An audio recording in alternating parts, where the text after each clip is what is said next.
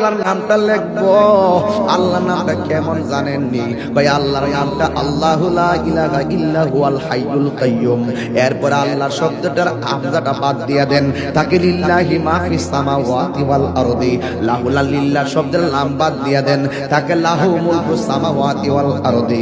লাহু শব্দের নাম বাদ দিয়ে দেন, তাকে শুধুমাত্র হুয়াল্লাহুল্লাযী লা ইলাহা ইল্লা হু।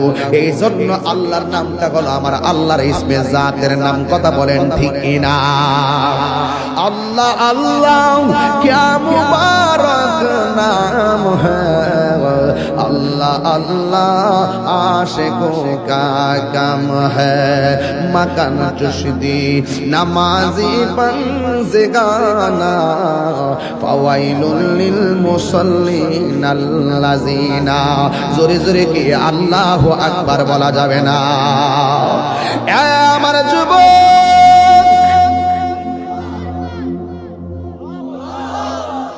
আজরাইল ইমানদার চোখের সামনে আল্লাহর নামটা যখন দেখবে, ওই ইমানদার আল্লাহর নামটা যখন দেখবে, সারা জীবন সে আল্লাহর নামে ফানা ছিল, সারা জীবন সে নবীর প্রেমে ফানা ছিল।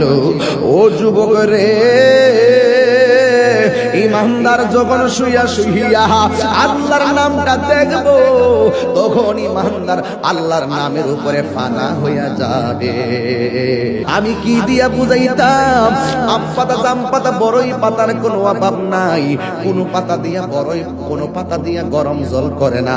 বড়ই পাতার পানি দিয়া কেন গরম জলটা করে? আম পাতা কি দোষ করলো? জাম পাতা কি দোষ করলো?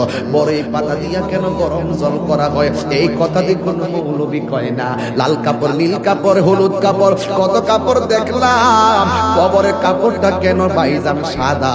এই সাদা দিয়া কেন দাফন করা হয়? এই কথা দিয়ে পৃথিবীর কোনো মৌলবি কয় না রে। এ আমার যুবক,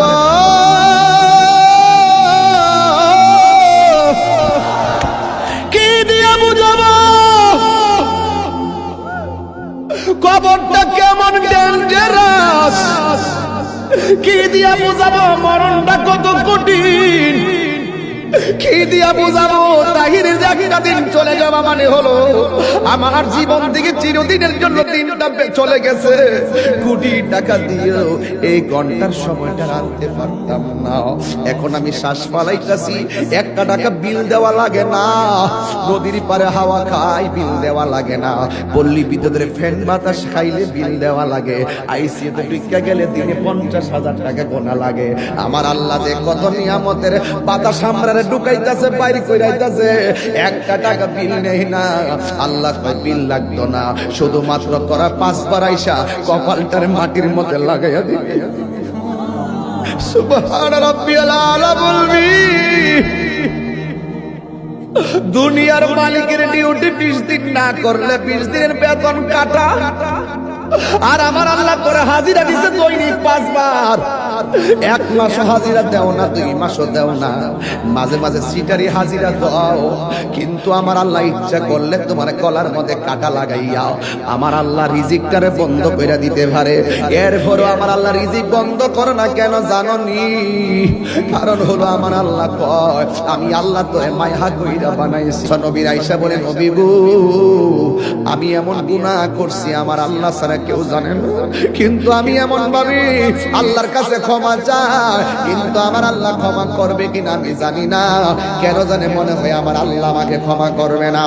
এবার মুসা নবী ডাক দিয়ে গো, পাগলনি, তুমি কি এমন গুনাহ করছো যে এই গুনাহের কারণে আল্লাহর কাছে তওবা করার পরও তোমাকে তওবাটা কবুল হবে কিনা তুমি মনে করতে পারো না?